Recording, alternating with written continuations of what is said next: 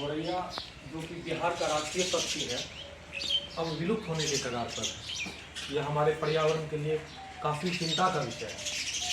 इसका संरक्षण आपके द्वारा किया जाना है। इसका संरक्षण बिहार का राजकीय पक्षी कहे जाने वाले गोरैया संरक्षण कर रहे हैं और गोरैया को इन्होंने हर तरह की सुविधाएं देने की भी कोशिश में लगातार जुटे रहते हैं। साथ ही साथ गोरैया को ये संरक्षण करने के दौरान किन किन बातों का ख्याल रखते हैं और क्या क्या ज़रूरतें जो गोरैया के लिए है उनको ये पूरी करते हैं, हम सारी बात पर इस पूर्णिया के युवा से जानेंगे कि आखिर गोरैया संरक्षण करने का इनका मुख्य उद्देश्य क्या है और गोरैया संरक्षण करने के लिए इन्हें किन किन साधनों की ज़रूरत पड़ती है और ये कैसे क्या करते हैं। सारी बात पर हम आइए जानते हैं। किस तरह से कर रहे हैं आप और क्या उद्देश्य है आपका?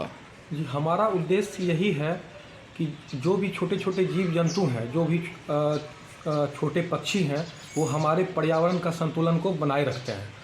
और आजकल ग्रामीण इलाकों में भी गोरैया दिखने को नहीं मिल रही है और गोरैया विलुप्त होने के कगार पर है। यह हमारे बिहार का राजकीय पक्षी भी है और हमारे शास्त्र में इसे शौर्य और सचेतक का प्रतीक भी माना जाता है।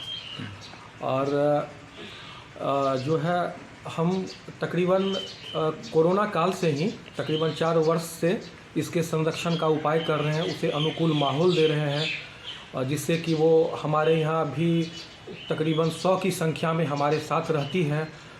और जहाँ आज गांव के इलाके में भी गोरैया नहीं दिख रही है, हमारे यहाँ शहर के इलाके में नगर निगम पूर्णिया में हमारे छोटे से आवास पे आप देख भी रहे हैं कितनी संख्या में गोरैया है और निर्भीक होकर हमारे साथ रहती है। इसको किस तरह आप संरक्षण करते हैं? देखिए, इसका संरक्षण का उपाय बहुत ही आसान है।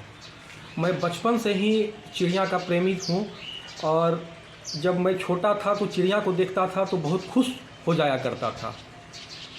तो बचपन में मेरे पिताजी मेरे लिए एक तोता खरीद के लाए।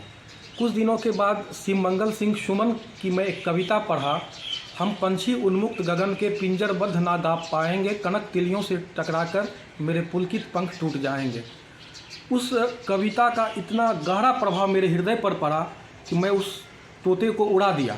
उसके बाद मैंने सोचा क्यों ना मैं उसे पिंजरा में कैद नहीं करके प्रेमवश स्नेहवश मैं उसे अपने यहाँ रखूँ।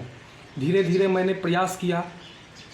एक बार नारियल के रेशे से बने घोंसला मैं एक आदिवासी का मेला में झारखंड से लाया और उसे अपने घर में लगाया तो मैंने देखा कि चिड़िया उसमें आकर के रहना शुरू कर दी। कुछ दिनों के बाद उसमें अंडा भी दी, उससे बच्चे भी निकले। धीरे धीरे मैं जो है 2-4 घोंसला और मंगाया वहाँ से, फिर उसे जो है अपने घर के पोर्टिको के नीचे टांग दिया। उसके बाद देखिए गोरैया की संख्या बढ़ने लगी। फिर मैं एक बर्ड हाउस बना करके लगाया तो बर्ड हाउस का जो है साइज थोड़ा बड़ा था, इसमें मैना आकर के कब्जा कर ली। तो फिर उसके बाद जो है मैं छोटा छोटा बर्ड हाउस लगाया जिसमें कि छोटे छोटे मुंह होते थे चिड़िया को अंदर जाने आने के लिए। तो उसके बाद जो है हमारे यहाँ अभी पर्याप्त संख्या में गोरैया है। अच्छा, गोरैया को खाने पीने में भी कुछ आप देते हैं? क्या देते हैं? मैं गोरैया के लिए बर्ड फीड देता हूँ, छोटे छोटे अनाज के दाने। चावल में भी मैं छोटे दाना वाला चावल देता हूँ, चीना का बीज देता हूँ, मूंग का दाल देता हूँ जो आपके सामने है अभी भी। और उसके लिए गर्मी के मौसम में मैं जल की व्यवस्था करता हूँ। अच्छा, पर्यावरण को बचाने का आपका मुख्य उद्देश्य है। आप वैसे लोगों को क्या कहेंगे जो पर्यावरण को बचाने में प्रयास तो करते हैं लेकिन इतनी पूरी जानकारी नहीं मिल पाती है? मैं उनसे कहना चाहूँगा कि वो आगे आए और इस मुहिम में जो है बढ़ चढ़ कर हिस्सा लें और पर्यावरण बचेगा तभी हम लोग बचेंगे। अगर हमें सरकार की ओर से सहयोग मिलेगा तो इस मुहिम को हम और भी आगे ले जाएंगे।